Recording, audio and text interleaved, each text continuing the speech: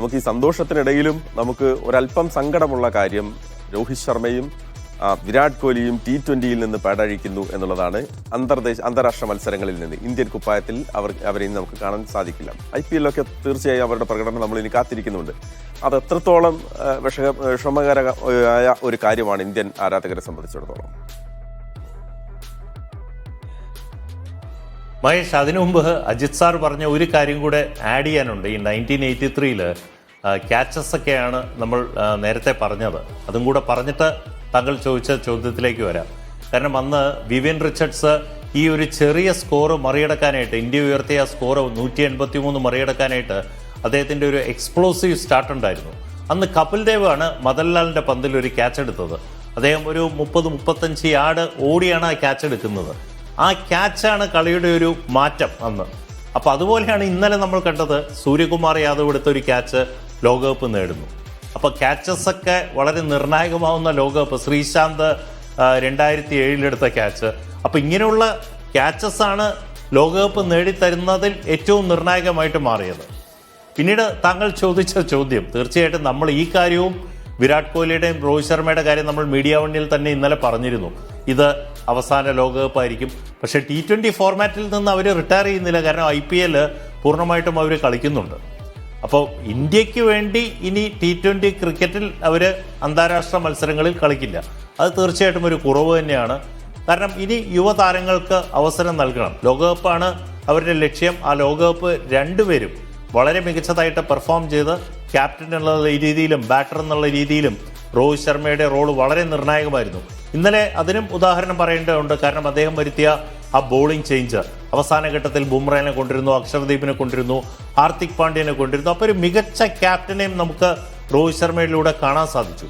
അപ്പോൾ രോഹിത് ശർമ്മ തീർച്ചയായിട്ടും അദ്ദേഹം ലോകകപ്പ് നേടി T20 ഫോർമാറ്റിൽ നിന്ന് ഭാരതത്തിന് വേണ്ടി ഇനി കളിക്കാനായിട്ട് അദ്ദേഹം പാഡ് അണിയുന്നില്ല എന്നുള്ളതാണ് സൂചിപ്പിക്കുന്നത്. വിരാട് കോഹ്ലി ഇൻഫോം ബാറ്റ്സ്മാൻ, അദ്ദേഹവും ഇനി ധാരാളം വിമർശനങ്ങൾ. കാരണം ഈ ലോകകപ്പ് തുടങ്ങിയപ്പോൾ തന്നെ ഓരോ ഇന്നിങ്സ് കഴിയുമ്പോഴും വിരാട് കോഹ്ലി എന്താണ് ചെയ്തത്, എന്ത് മോശമാണ്, ഇനിയിപ്പോൾ വിരാട് കോഹ്ലിയുടെ കാലഘട്ടം കഴിഞ്ഞു. പക്ഷെ അതിനും മറുപടിയായിട്ട് ഇന്ത്യക്ക് വേണ്ടി അദ്ദേഹം മറുപടി പറഞ്ഞ് അവസാന മത്സരത്തിൽ പോലും അദ്ദേഹം ഇന്ത്യൻ കുപ്പായത്തിൽ നമുക്ക് വേണ്ടി കാഴ്ചവെച്ച വിസ്മയകരമായ പ്രകടനം, ആ പ്രകടനം ഇന്ത്യയെ കപ്പുയർത്താൻ വേണ്ടി സഹായിച്ചു.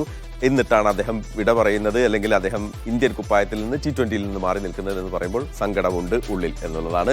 അപ്പോൾ ഡോക്ടർ N. അജിത് കുമാർ, നമ്മൾ ഇവർ രണ്ടുപേര് മാത്രമല്ല, രാഹുൽ ദ്രാവിഡ് ഒരു കൃത്യമായ യാത്ര ഇപ്പൊ അദ്ദേഹത്തിന് നൽകാൻ സാധിച്ചു അല്ലേ? തീർച്ചയായിട്ടും. പിന്നെ മാത്രമല്ല, ഇപ്പൊ നമ്മളെല്ലാവരും എന്താ രോഹിത്തിനോടും കോഹ്ലിയോടും ചോദിക്കുന്നത്, വൈ ആർ യു റിട്ടയറിംഗ്?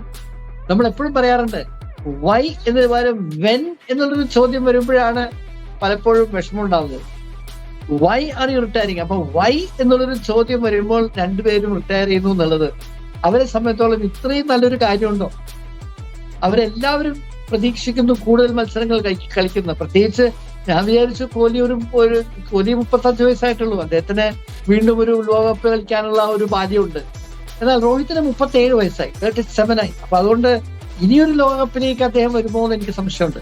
പക്ഷെ രണ്ടുപേരും ഉചിത സമയത്താണ് മാറിയിരിക്കുന്നതാണ് എന്റെ അഭിപ്രായം. കാരണം അവരുടെ ഫോമിനെ പറ്റി ഇപ്പൊ എന്തോരം നമ്മൾ ഇന്നലെ നമ്മൾ മാത്രമല്ല ഇന്നലെ ഫുൾ ഡേ നാഷണൽ TV മുഴുവനും ഈ കോഹ്ലിയുടെ ഫോമിനെ കുറിച്ചായിരുന്നു സംസാരം. കോഹ്ലി കളിക്കണോ പാടില്ല. അപ്പൊ ഒരാൾ ഓപ്പണായിട്ട് പറയുകയും ചെയ്തു, കോഹ്ലിക്ക് വരും കോഹ്ലി 1 ഡൗൺ പോകണം. ആരും അദ്ദേഹത്തെ ഡ്രോപ്പ് ചെയ്യണമെന്ന് പറഞ്ഞില്ല, പക്ഷെ അദ്ദേഹം ഓപ്പൺ ചെയ്താൽ ഭയങ്കര ഫെയിലിയർ ആണ് എന്ന് പറഞ്ഞ് എന്തോരം ചർച്ചയായിരുന്നു ഇന്നലെ അദ്ദേഹത്തെ കുറിച്ച്. അദ്ദേഹത്തെ ടീമിൽ നിന്ന് മാറ്റണമെന്ന് പോലും പലരും പറയുന്നുണ്ടായിരുന്നു. പക്ഷെ എന്നാലും മിക്കവാറും ടീമെന്ന് മാറ്റുന്നല്ല, അദ്ദേഹം വീണ്ടും അദ്ദേഹത്തിന്റെ നമ്പർ 3 പോയി ശിവം ദുബൈക്ക് പകരം ജയ്സ്വാളിനെ കളിപ്പിക്കണം എന്നായിരുന്നു ഭയങ്കര ഒപ്പീനിയൻ. താങ്കൾ പറഞ്ഞത് ശരിക്കും ശിവം തന്നെയായി. ഇന്നലെ ശിവം ദുബൈയും നല്ല അസല് പെർഫോമൻസ് ഇട്ടു. കാരണം അദ്ദേഹം ഒരു ഇന്നലത്തെ മത്സരത്തിലും രണ്ടുപേര്, വിരാട് കോഹ്ലി അദ്ദേഹത്തിന്റെ ബാറ്റിൽ നിന്ന് വന്ന റൺസാണ് ഇന്ത്യക്ക് കരുത്തായത്. പക്ഷെ അപ്പോഴും രണ്ടുപേരും പാടഴിക്കുമ്പോൾ നമുക്ക് സങ്കടമുണ്ട്. ഈ T20യിൽ നിന്ന് മാറി നിൽക്കുമ്പോൾ നമുക്ക് സങ്കടമുണ്ട്. ഇന്ത്യൻ കുപ്പായത്തിൽ അവരെ കാണാൻ സാധിക്കില്ലല്ലോ എന്നുള്ളത്.